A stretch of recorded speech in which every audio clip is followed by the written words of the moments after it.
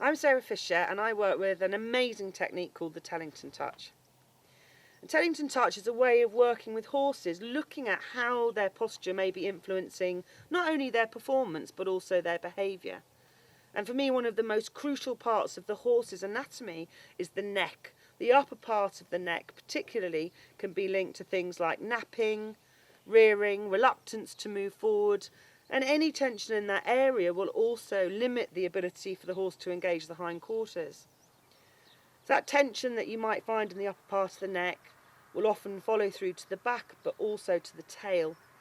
And a tight tail can be indicative of a horse that is worried about movement behind, may be noise sensitive as well, and may also be indicative of a horse that finds it really hard to engage the hind limbs. You'll often find that horses that work on the forehand are very tight at the top of the tail. And if a horse is unlevel through the pelvis, you'll feel that by just seeing if the end of the tailbone can flex evenly right and left.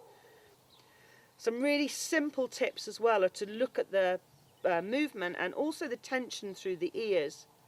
Circling each ear, you're going to see if the horse is going to find it harder to work on a particular rein, because if you've got any tension around the base of that ear, it will influence the way the horse carries the bit, tension through the hinge point of the jaw, through that left side or right side of the neck and down through the corresponding shoulder as well. And you can also feel for temperature changes, because ears that are tighter often will feel cooler to the touch. And if the horse has cold ear tips on both sides, it may be that he's actually carrying tension through the upper part of the neck, round that pole, round the base of the ear, and it may not always be indicative of the temperature of the horse as a whole. Some horses only have one ear that's cooler, and that will nearly always correspond to the side that they're going to be struggling on when you're trying to work in the school as well. I want to start watching for these small bits of body language as well. Is the horse starting to brace more? Is he moving away from the contact when I touch him in a specific part of the body? Or does he just seem distracted?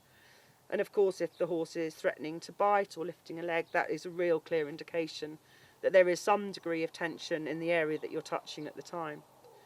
And we're looking for tiny, tiny detail and using tiny movements with or on the animal's body to really influence that nervous system.